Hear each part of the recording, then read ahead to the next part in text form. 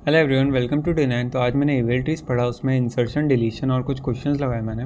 उसके मैंने टीओसी का एक पंपिंग लेमा क्वेश्चन करा, जो कि मैंने आधे से 1 घंटा जो है मेरा टाइम ले गया होगा वो। उसके बाद आज मैं आपको कंसेप्ट की बोलूँ, जहाँ पे हर दिन मैं एक नया कंसेप्ट सिखाता हूँ। तो आज मैं आपको रोटेशन इन इवेल ट्रीज सिखाऊंगा। तो इसके लिए देखो, यहाँ पर मैं ये वाला नहीं कि इसको पहले ऐसे रोटेट कर दिया है ना, और इसको अपन कैसे रोटेट करते हैं, पहले इन दोनों को एक्सचेंज करा तो ये क्या बन जाएगा, एक्स z और y, और फिर इसको ऐसे रोटेट कर दिया। नहीं, मैं इससे बहुत ही इजी तरीका बताने वाला हूँ, ठीक है।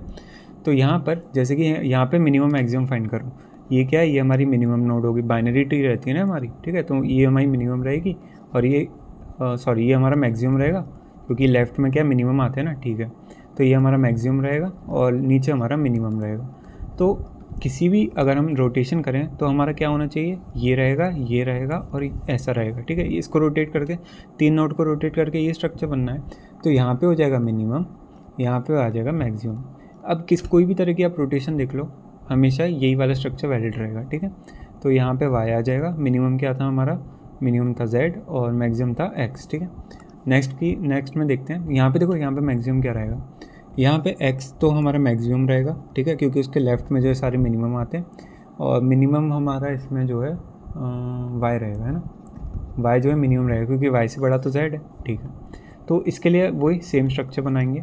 लेफ़्ट साइड में आएगा मिनिमम क्या था y, ऊपर आएगा बीच वाला और राइट में आ जाएगा x, ठीक है। सेम इसके लिए देखो, इसके लिए मैक्सिमम क्या रहेगा, इसके लिए मैक्सिमम y रहेगा, क्योंकि y से छोटा z आ रहा है, ठीक है। तो ये हो गया हमारा मैक्सिमम और ये हो गया हमारा मिनिमम। तो यहाँ पे z ऊपर, यहाँ पे x और यहाँ पे जो है y, ठीक है। कोई आपको वो ऐसे रोटेशन फिर ऐसे रोटेशन वो सब कुछ नहीं करना है ना। ये काफ़ी इजी तरीके से मैंने आपको समझाया। अब इसको तो करने के लिए ये हमारा हो गया मिनिमम और नीचे हो गया हमारा मैक्सिमम, ठीक है। तो यहाँ पे y, यहाँ पे x और यहाँ पे z, ठीक है। तो ऐसे हम कुछ जो है रोटेशन कर सकते हैं इवेल ट्री से। टाइम कॉम्प्लेक्सिटी देख लेते हैं। जैसे हमें कुछ ऐसे इवेल ट्री दी हुई है, ठीक है, और यहाँ पे अगर हमें किसी नोड को जो है डिलीट करना है, ठीक है। तो जैसे कि मान लो मुझे इसको डिलीट करना है, तो यहाँ पे जो है इस नोड की जो है वो हट जाएगी। अच्छा, मैं डिलीशन बता देता हूँ पहले। तो कोई भी अगर हम नोड को डिलीट करते हैं तो उससे क्या है, पूरे ओवरऑल ट्री की जो है हाइट या बैलेंसिंग बिगड़ सकती है। तो इसलिए डिलीशन जब भी हम करते हैं तो मैक्सिमम हमारी बिग ऑफ log n तक जो है, मतलब हम नोड्स को रोटेट करना पड़ सकता है। लेकिन जब हम इंसर्शन करते हैं AVL ट्री में, तो उसकी जो मैक्सिमम रहती है वो कांस्टेंट रहती है, कि या तो हम 1 या 2 से ज़्यादा रोटेशन नहीं करेंगे, तो ये हो जाती है हमारी कांस्टेंट, ठीक है। अब मैं आपको बोलूँ कि कोई हमें BST दी हुई है और AVL ट्री दी हुई है, ठीक है। वैसे AVL ट्री तो नहीं है, बट हम समझ लें कि कोई हमें बाइनरी सर्च ट्री दी है और हमें कुछ नंबर्स दिए हैं 2, 4, 6 और 8, ठीक है। तो कोई भी हमें स्ट्रक्चर दिया हुआ है और उसके अकॉर्डिंग हमें कुछ की वैल्यूज़ दी हुई है।